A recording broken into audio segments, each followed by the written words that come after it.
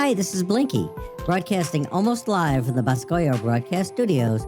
You're listening to the second season of the Professional Triers podcast. Oh, yeah! Remember to like us on Facebook and subscribe to us on YouTube and Apple Podcasts. And now here are your hosts, the Professional Triers.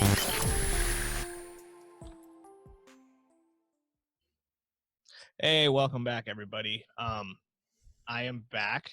I've packed everything up for Transworld a little early, and then that didn't happen. So then I had to rebuild my podcast studio because my garage ended up a mess. So now I'm back, and now we have a official full-time co-host again for the Professional Triers main show, Ryan McVeigh. What's up? Yay! Even got the shirt on for it. Oh yeah, look at him. I got my shirt on. JR shirt's better. Yeah. I didn't order that one, so. So our guest today is Russell, Mr. Mo Votes himself. That's right. How you doing, Russell? I'm doing great. How are y'all? Pretty good. Is you stuck Staying at safe. home too? I'm stuck at home. We are sheltered down. Yep. So it's a lot of work to get work done with kids around. Absolutely. Yeah. Like me and my wife are struggling to do normal work and entertain kids. Yeah, I feel you. Yeah, it sounds glamorous at first. Oh, we'll just stay at home and work from home, and now you're like yearning to go back to the office. So. Yeah. I tried every angle I could to try to get back to the shop. Yeah. That wasn't happening. Our board of directors was like, no. I was like, damn. Once again, the Professional Triers Holiday Lighting Show has raised the bar, teaming up with another awesome sponsor, Zazzle, to provide you, our VIP listeners, with some cool, awesome, one-of-a-kind Professional Triers gear, including the Hot or Not shot glass, the Blinky Flashy Lowdown notebook, the Professional Triers Blinky Gear beer stein, the ever-so-popular David Peace Not a Vendor t-shirt, the must-have Robert Petty Make Rob Great Again t-shirt, the one-of-a-kind Jordan Nash Do you like my decorations? t-shirt, and of course the must-have Professional Triers Blinky t-shirt, and much, much more. You can even create your own one-of-a-kind Professional Triers gear. So go to trierswag.com, that's TRIERSSWAG.com, and get your Professional Triers gear today. Yeah. So tell us a little bit about yourself, Russell. Well, let's see. I'm Russell McFarland. I live in Lexington, South Carolina. This is my 5th year in Pixels coming up, so I've got 4 under my belt. I am married, been married for 15 years. I have 4 lovely children, all under 10, so that's fun and an adventure right now, and just excited to be here. How could you be married for 15 years? You don't even look 15. I know, isn't that crazy? I'm getting older and older and older. We saw some pictures recently of me and my first kid. I'm like, I was a baby, man. These guys have aged me bad. Do you shave at all? Once a month? Yeah, it's sad. It's painful. Oh, that's fun. So, Russell, what do you do for a living, like your regular job? Yeah. So for a living, I am in cybersecurity. I'm in the IT space, and do security. I've done that for a number of years, more than 15 years. So anyway, that's what pays the bills, and I enjoy it. It kind of lends itself to, IT lends itself to Christmas lights pretty well. With a networking background and technical background. So it's a lot of fun. And you kind of see, and sometimes some of the Christmas light stuff plays back in IT every once in a while, especially when it comes to IoT devices and thinking about things on a different level and really getting involved with the electronic side. It does kind of pay back. So that's fun. That's cool. Yeah. So you're way better at setting up the computer side of your lights than I am. Okay, yeah. I had to watch Actual Essentials last night, networking for dummies, just to make sure I knew what I was kind of doing. That's valuable stuff. I'm glad they did that one. That's a question that a lot of people struggle with. So, and it does get complicated. Oh yeah, that's when you have the smart guys on speed dial. That's right. So, what inspired you to get into this hobby? Like, how did you get into being Russell? Russell, yeah. So I've always loved Christmas. Yeah. So ever since I was a little kid, I loved Christmas, and I had a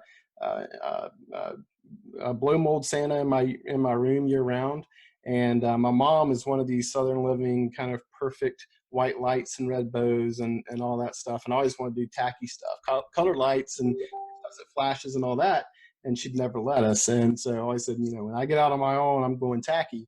And so I did, and kind of threw a bunch of colored stuff in the bushes. I did have 1 year of Mr. Christmas, but pretty much it was all just static stuff. And then we moved to a new home back in 2011, 2012, and I started decorating that, and I put a virtual Santa Claus up. And man, that thing, people went crazy over it. And we had this grandfather bring his grandson every night. And after a while, you start seeing the same car out there. I started talking to him. He's like, the kid's mesmerized by this, and this is his favorite thing. And we just love coming out here as a family. And I kind of took that as a challenge and as a kind of a wake up call, saying, I need to step up my game from a projector and in the window. If people are really enjoying this stuff, I enjoy it. I love it. And so I need to step up my game. And that's kind of what inspired me to get up to the next level.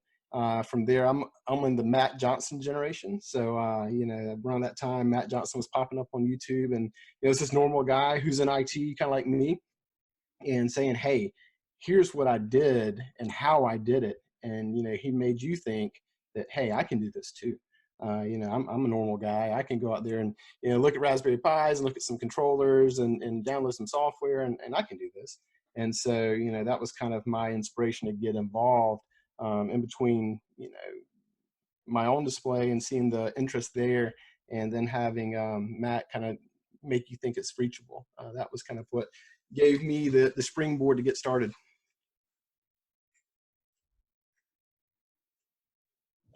I forgot I was muted. Very cool. That's Gave you the oh. That's like a really good reason for getting into it. Most people are like, oh, I saw heck yeah, somebody's video and I wanted to do it. Yeah, and that helps. I mean, once you start researching, like I said, I was fortunate to come in kind of when it started, that wave started. So, our forefathers, were guys who were out there, drilling all this stuff in the PVC pipe and, doing stuff really hardcore. Like, I'd still follow all the forums where people were taking like webbing and then going and notching all that and pushing pixels into it. So, I was fortunate to come in on the, kind of the initial wave of making it more accessible to people. And that's been one of my passions in the hobby, is helping new people and helping it be more accessible, and kind of lowering that barrier to entry. So, that I really got started at the right time. Yeah, I think that's really cool. And the stuff that you've been doing to make things easier, like you are the godfather of the X connector. Yeah, that was one that was really a calling for me, because it was so frustrating. I mean, you go and you get married to one connector, and it was really really bad. So you had to kind of form alliances and vendors and all that. And there's a lot of great vendors in the hobby. Most of them are really great. And just kind of depends on your needs and your use case and how many you're ordering and when you're ordering. And so to kind of have those conversations across the board and get those guys to standardize on a connector was really cool. And it helps the hobby. It's not because I said something. It's because, hey, you're going to reach a whole nother level of people if we all just come to a standard. You're going to be able to sell to people you haven't been able to sell to before, just because they bought, a Paul Zhang pigtail or a, Ray Wu pigtail or whatever. And so, that was kind of the catalyst and the driver. Yeah, it made a huge difference. What was the reason for getting behind, or I don't even know who actually started xLights around the world, but now you play a huge part in that now. So what was your start with? Yeah, so Steve Giron started it in 2016, and I think there's history before that, but I don't know what it is. But he started it in 2016 and kind of put it out there as a fun project, and said, hey, here's what I'd like to do. And it was Wizards of Winter by TSO, and 27 people submitted, and I thought it was the coolest thing ever. And so I wanted to be part of it the next year. And that's when I joined up and Jordan joined up. And, things went to the next level from there, getting Jordan involved because that guy's just mega talented. And from there, we used Logan's sequence. And then Ryan came alongside of us 2 years ago. And that's when we did Greatest Showman. And that was phenomenal. It was still one of my favorite sequences to this day. It's awesome. Oh, yeah. And he came on and he wasn't just a sequencer, but he was also the guy's a brilliant artist, a great marketer. He does the website. So just having a bunch of people around us that kind of got it taken off was great. Yeah, I'm a big fan of Jordan. Jordan's awesome. Yeah, look, Jordan's right there. Hey, Jordan. Got him. He's looking over your shoulder. Always right there in his in and out hat. He loves that, by the way. I'm sure he does. Yeah, Jordan loves self-promotion. He loves self-promotion. Yeah, that's what Jordan always says, like, don't make this about me, man. So I'll toot his horn there because Jordan's great. Yeah, he is. He's awesome. Yeah. All right, are you ready for I got the talents. The speed round? Sure, let's do the speed round.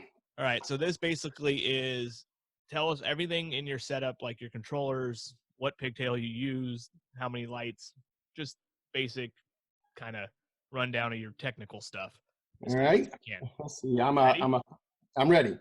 I'm a Falcon guy, Falcon controllers through and through. I'm a next schedule guy, so I'm passionate about that as well. A 12-volt guy, passionate about that. So I've got a number of Falcon controllers. I've got 2 F16s and an F48 that I kind of push everything through. It's more controllers than I need, but I've got them and I use them. So I've got one F16 under the Mega Tree. I've got another one. Actually, I've got 2 more F16s. So I got 3 F16s and an F48. So I run another one on one side of the house, another one on the other side of the house, and an F48 kind of runs everything in the yard and various other things. So I like that distributed model, getting stuff out in the yard. So I've got controllers everywhere. Pixels, I don't know. I probably got 13,000, 15,000 now. I don't do P10s and P5s, so that kind of lowers my count a lot. I've got I got more than 3. I've got like 5 pixel matrices now. So the count may be higher, but I need to go back and look because I've jumped my density up every year. Believe it or not, I use Raywoo's pigtails because that's what I started with. So although a big X-Connect guy and the father of X-Connects, I use Raywoo's because they work. That's what I got started with pretty much. And I'm not going to start cutting pigtails off because they're fine. And I don't think anybody else should either. So I'm a Raywoo guy. And what else? I don't know. I'm a Boscoyo guy. So that's what I tell people when they get started. I just have this little spiel I go through. I'm like, what should I do? Where should I start? I'm like, Falcon, Boscoyo, and X-Connect now, and 12 volt. And so, and X schedule. So you do those 5 things, you're going to be good. Well, we were actually going to ask you questions along the way, but Sorry. The actual plan is it's like that. Where we don't have to ask questions. That's perfect. Through. Sorry. That is the goal. Sometimes people don't execute quite well, and we have to ask questions. But Russell got it good. Russell. Yeah. There you go. I can be Coco now. Yeah. All right. See, when you screw up, you get the. Oh no. You don't want that. No, you don't want that one. I'm sure I'll get there at some point today. Don't worry. Oh. Okay, so I'll throw out a question real quick. Have you had any problems with your neighbors, or what do they think of your display, traffic-wise? Yeah, the first year I did, we had some people that were really upset because, I only live in a neighborhood with like 27 other houses, and so we don't have a lot of traffic. There's one way in, one way out, and I jumped the traffic count, like exponentially, like 50 times over. So, I mean, my first year it started out, and for whatever reason, it got really popular. I've never done social media or anything like that. Well, I know why it was the first year, because somebody sent the news my way. And I was like, oh, this is awesome. I'm going to talk to the news. This is so great. I'm flattered. And we did these big interviews, and they came in the house and filmed and outside and filmed. And then another station came. They stuck my address on the news, and then it was game over from there. It was like gridlocked. So, yeah, they got pretty upset with me and got the HOA called on me, and some neighbors actually moved, and so that was challenging. So anyway, but now everybody around, we've actually got 2 houses for sale in the neighborhood right now, so I'm like, I'm wondering if they know what they're getting into. But but right now, everybody's been pretty cool. Everybody's pretty understanding, and they're either big fans or they don't say a lot. But I try to be respectful. I don't do speakers outside. I put a lot of announcements in. Don't block the neighbors' driveways. Don't park in the grass. And that's you hate that because normally people are pretty good. The public's pretty good. But every year, some knucklehead will drive up through somebody's grass and all that. You're like, man. So it's No kidding. yeah, that's frustrating. So because that reflects back on you, although you got no control over it. But anyway, so right now the neighbors are pretty cool. But I try to be respectful of them, and I've felt the pain of upset neighbors. So no doubt. You are so good at answering questions. No. Yes. I need to struggle more. So you need to ask more difficult ones. More difficult ones? We don't ask difficult questions. Ask him number. You ask him then. Ask him number 27. Okay, with everything that's out, the new, you can do more with less now with the smart receivers. If you started with a clean slate, where would you proceed? Where would you go? How would you do it? I would start a with newbie coming into this season. Yeah, so for newbies, I always tell them, learn first and buy second. And so kind of go out there and do some research. I'm still a Falcon guy and I'm still a distributed guy. I like those distributed expansion boards and getting stuff, those receivers, getting stuff out into the yard and close to the props. So if I had to do it today, I would do it real similar. I would, probably buy an F48 to begin with and probably an F16 as well. It just depends on your show. And I'd still run that schedule. I think the prop manufacturers have made it a lot better, between James and even people like JR and all that, and making back when I was getting started with my mega tree, you had to grind out bushings and do different things. And so, sitting there with a Dremel with this big 2.5-inch fitting, trying to, grind everything out. So, and go to Academy and find the right boat winch and all that stuff. So, that stuff's getting easier. And I always tell people, let the vendors do the work, because by the time you buy all that stuff and spend 2 Saturdays going through all that, you're not really saving anything if your time's valuable. So, I would let the vendors do the work for a lot of that stuff. But, I would kind of go down the same path. So I don't have a lot of regrets. I bought a lot of stuff I didn't need to begin with. And that's why I tell people to research first. I've still got all these crappy little rectangle nodes that I trip over in the garage all the time that I've never used any of them. And I don't know why the heck I bought them, but I thought that was going to be cool. I have a shit ton of those too. Yeah, sorry, I don't know why. Are they the ones with the 3 lights? Yes. And then I got them because of Candace Spader Christmas was doing poles out of them. And I thought that was just cool as crap. I got 4 poles I've never plugged in. I've tested them, and that's about it. Well, I have 2 of his pole. 4 of them I actually use. Yeah. Because I had those, and I was like, oh, perfect. I have something to do with them. So James, I remember him now. Yeah. So if James is listening, he needs to design a prop that uses those rectangle nodes. That, something that looks good and it's easy, because you'd sell a crap ton of them because everybody has them and nobody uses them. Yeah. I would love to use them, but I have no reason to use them. So yeah. Yeah. Very cool. Okay. What would you say is your most popular prop in your display? It's still Virtual Santa. So you spend thousands of dollars and hundreds of hours doing all this pixel stuff and getting all the beats right and all the perfect sequences and mappings and all that, and everybody loves the projector with Santa Claus. So it is what it is, and it's amazing that that's still the case. But at least once a year, I'll have an adult ask me seriously if it's real. Hey man, is that guy real up there? Because it's not with the Atmos effects. I forget who made it, but anyway, it's well done, and it's with a real person, and the lighting's pretty good, and I've got a high lumen projector that spits it all out. So it looks good. It's far from being real, but people think it's real. So anyway, it's pretty cool. The dinosaurs last night looked awesome. Yeah, that was really cool, especially when you did the second shot of it when it was totally pitch dark out. Yeah. That was so cool. So man. Oh yeah, I'll send you a link, man. So I've got this attic set up. It's unfinished room over garage, And that's kind of where my Christmas stuff is. And I've actually got a screen I made that fits perfectly through the window, and it sits up flush. And I've got the projector mounted in the ceiling because it's a pain in the butt to calibrate and get everything kind of narrowed down to this weird window. And so the first year I took all that stuff down and used it at a wedding for a slideshow. And then I came back the next Christmas and I was spending 5 hours setting that thing back up again. I'm like, screw this. I'm just going to leave it in the ceiling. But it makes it cool. So now I've got everything ready to go. And so I've got some Atmos effects dinosaurs. And so while everybody's cooped up at the house during this COVID-19 kind of quarantine, I said, well, for the neighborhood kids, I'll put dinosaurs walking around instead of Santa Claus. And it looked really cool, man. I still have those moments. I've been doing this stuff for a long time, but I told my wife, it's like, this never gets old. When you stand in the yard and you look at something new and you're like, man, this is freaking cool. So that's always a good feeling still, when you can stand at your own house and say, man, this is cool. So we're going to put the link to that video in the comments. So if you want to see Russell's video, the link will be in the video comments. It's way cool. You can see this video that I didn't know about, but apparently Brian did.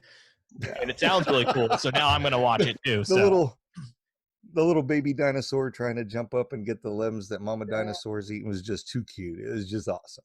The cute one? Oh yeah, it was crazy. Very good. Very nice work. Thank you. Yeah, I've got my outline up still. It's up year round, just the roof. And so I just put those in. I put a couple controllers out there and put them in Falcon test mode. So it's just, red, green, white, blue, whatever, or red, green, white. And so it just cycles through, but people still love it. So it's the RGB wash I've got it on. So, got a little bit of lights on the house and got the dinosaurs wandering around. So that's cool.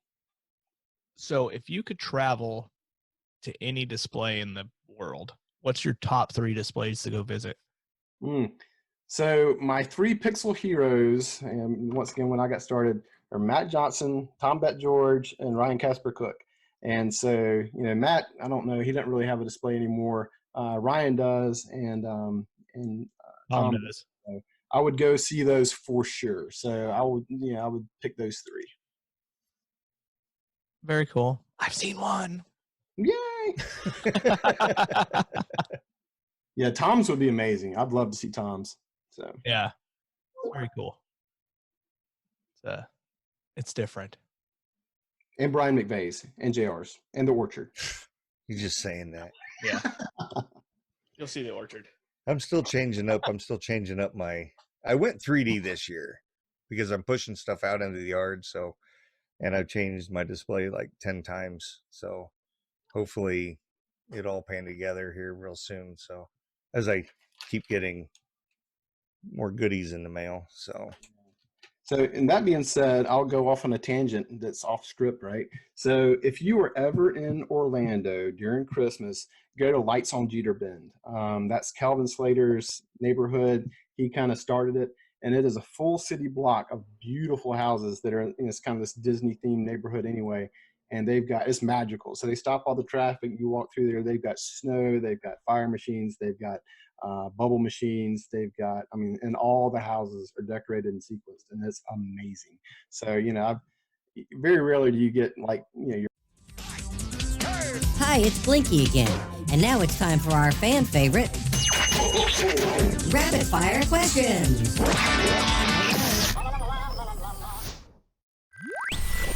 The Pixel Pro Display Sequence Club is the only club that pays for itself. Here are just some of the benefits of becoming a member. Each month, you will receive a free original sequence programmed by the pros at PPD to take your display to the next level. Access to weekly xLights effects presets, which you can use in your own sequences or modify to create your own unique effects library. Access to the PPD affiliate discount program, getting up to 15% off or more from over a dozen of our PPD partners. So visit us on the web today at pixelprodisplays.com and also find us on Facebook at Pixel Pro University. Pixel Pro Displays. What can Pixel Pro Displays do for you? Here we go with my first rapid fire question that I do. What color is your toothbrush? White. That's so boring. Yeah, Sonic here, man. It's boring, but it's cool. So mine's black. Yeah. Boxer or briefs? Boxers. Really? You needed to know that, Brian? I'll tell you, Brian. I don't know who's up here. Like I said, I'm terrible at these. I've got no shame, man.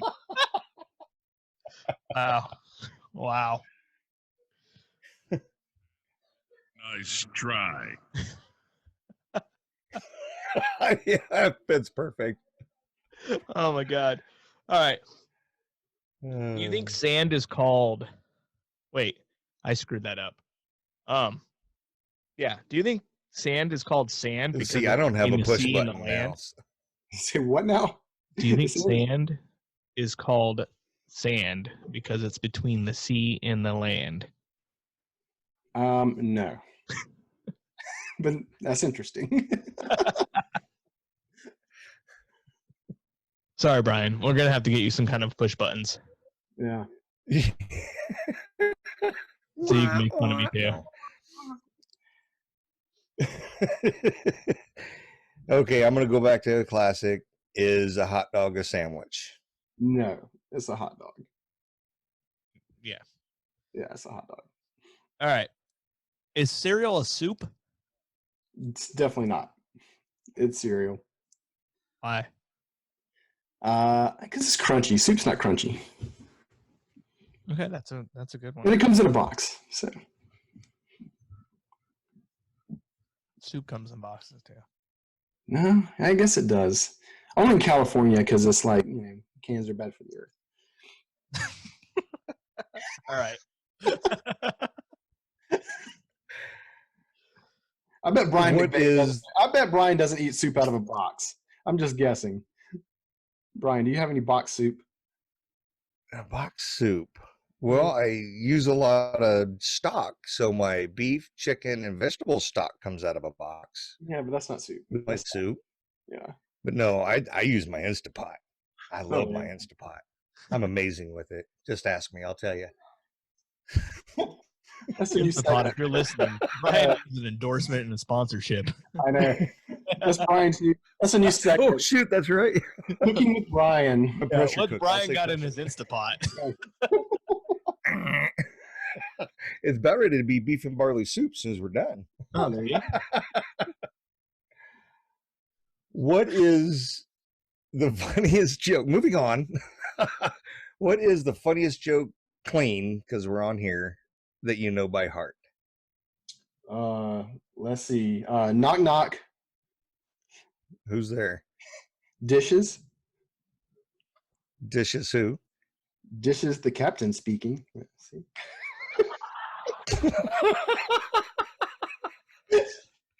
There you go. See, I've got little kids, man.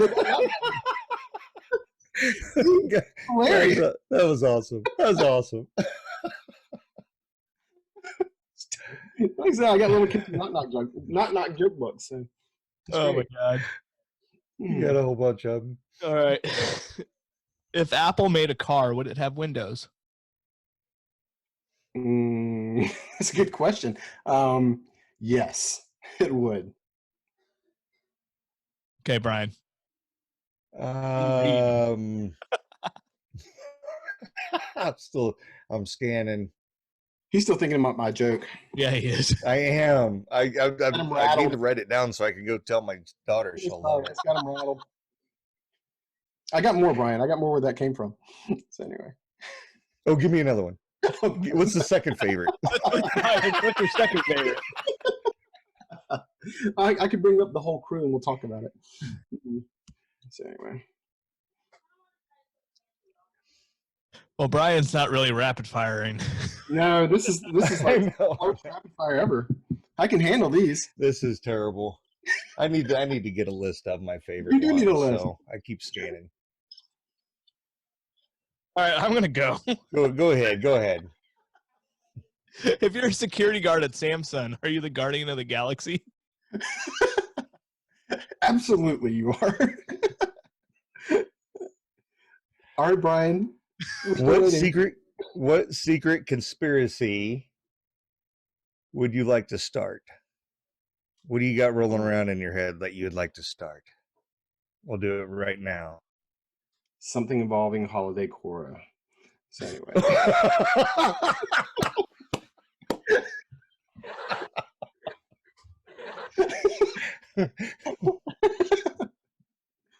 We'll leave it at that. We'll leave it at that.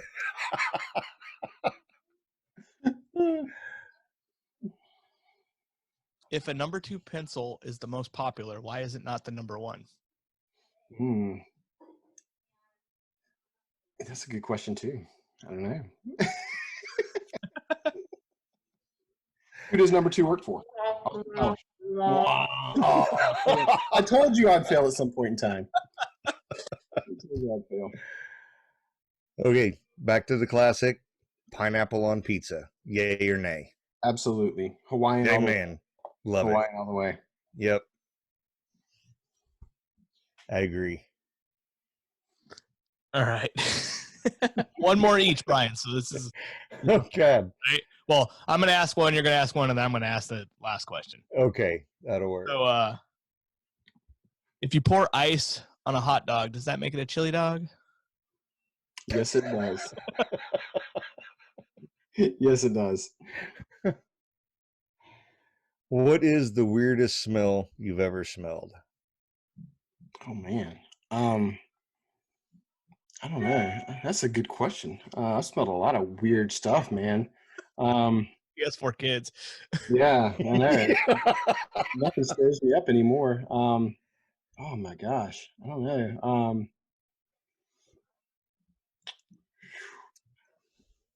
Man, that's a really good question. So Give him a 3-second timer. yeah. I'm gonna go with a septic tank in Brazil that we were digging up during a church trip in high school. That was pretty rough. That could be bad. That was pretty rough. Yeah, that was like third world septic That could tank. be really bad. Yeah, that was memorable. So that's been like 15, 20 years ago. So that was memorable. Now it's been like 20, 25 years ago. I'm old. All right. So the Jeez, official last. Still remember the smell? You still remember the smell? Oh yeah. That's bad. God. All right. The official last rapid fire question of the day. Team JR or Team Brian? Who would you go Ooh. hang out with? Up until today, it would have been Team Brian, but now it's Team JR because he wore my shirt. So, and Brian doesn't even own one. So there you go. JR designed it and wore it. Oh, man. So there you go. All right. I'm going to Zazzle right now. That's right. And he's got a picture of Jordan, so extra credit for that. Yes, and you could go get Russell's shirt at Zazzle, That's true. and part of the proceeds go back to xLights. So when you buy Russell's shirt, money You're goes to supporting xLights. So you get a cool shirt, and you donate to And- xLights. So That's right. And you're evangelizing 12 volts. So that's yes, that's a real win. you get to join Russell's cult. That's right, my cult. We'll give you special shoes and whatever else. In the Yeah. cult. No Kool-Aid though. No No Kool-Aid. No Kool-Aid. All right. Well, thank you, Russell, for being on our podcast. Thank y'all. It was great. I'm glad we got to initiate Brian in his new co-host role. So we'll have to break him in a little bit better next time. Yeah, oh yeah. I'm definitely gonna have to make a little notepad, and Yeah. I mean, I got my notepad. Oh, Is that your because- official new Lopad? that is my official new notepad. Let me get to the cover. This is awesome. Ah, shit, shoot. There we go. Oh, now it's explicit podcast. Oh, that's cool. The Blinky The Flash. Blinky Flashy on the back side. It's got Mr. Blinky himself. That's pretty cool. So yeah, and this is some awesome material, and well, this is my show notes, but all college rule, you can select whatever kind Did of you draw a rule. Christmas tree during the show? What's the triangle for? What is that? Tell us about that, bro. That is secret squirrel stuff between me and Simon Reed. Okay. Oh. That's Ooh. it's We're a- on to a new conspiracy theory. Let's talk Yeah. about this. Squirrel stuff. it's the next best thing, I think, because he had it, and when I did Blinky Flashy with him, he showed me some videos of it, and it's the snowflake tree. Really? And it's Well, awesome. isn't that special? Yes, it is.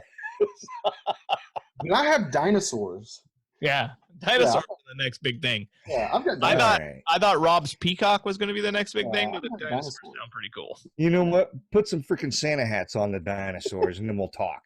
Somebody asked me if the dinosaurs could eat Santa. I was like, that's pretty cool. Ooh. I know a guy that could probably do that for you. Yeah, exactly. He's the one. Oh yeah. We don't talk about him. He just No. He's just All there. right. Well, thank you, Russell. And this was great.